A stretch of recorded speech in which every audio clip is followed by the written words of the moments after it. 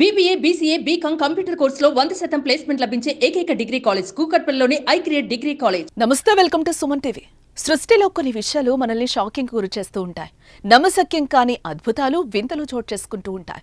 అలాంటి షాకింగ్ విషయమే ఇప్పుడు నేను చెప్పబోయేది. పుట్టిన శిశువుల్లో దంతాలు 6 మరియు 12 నెలల మధ్య వయసులో ఉన్నప్పుడు మొదలవుతాయి.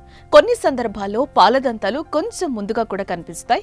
వాటి కింద శాశ్వత దంతాలు రావటానికి సిద్ధంగా ఉన్నప్పుడు పాలదంతాలు ఊడిపోవడం అనేది ప్రారంభమవుతాయి. ప్రతి ఒక్కరిలోనూ దాదాపు ఇదే ప్రక్రియ జరుగుతుంది. కానీ ఓ శిశువు విషయంలో అలా జరగలేదు. 32 పళ్లతోనే జన్మించింది. నమ్మడం లేదా? అయితే వాచ్ దిస్.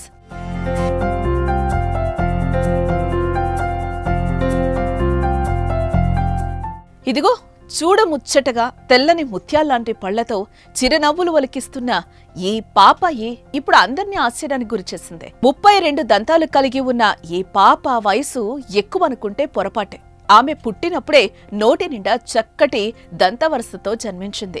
ఏ మనిషికైనా మొత్తం 32 పళ్ళు రావడానికి కొన్ని సంవత్సరాల కాలం పడితే ఆ చిన్నారికి మాత్రం తల్లి కడుపులోనే పళ్ళొచ్చాయి. చిన్నారి నోటిలో దంతాలను చూసి తల్లిదండ్రులే కాదు, వైద్యులు సైతం విస్తుపోయారు. శిశువు 32 పళ్లతో పుట్టిన విషయాన్ని కన్న తల్లే స్వయంగా వెల్లడించింది. తన పాప విషయంలో జరిగిన షాకింగ్ న్యూస్ ను అందరికీ సోషల్ మీడియా వేదికగా తెలిపింది.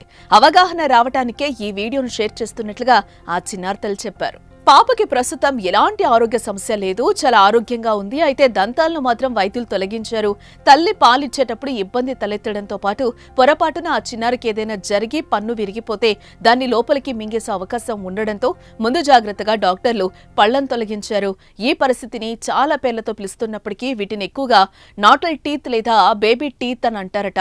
దీనికి చాలా రకాల కారణాలుంటాయని వైద్యులు కూడా చెప్తున్నారు. ఇక ఈ వీడియో వైరల్ కావడంతో చాలా మంది నెటిజన్లు షాక్కి గురవుతున్నారు.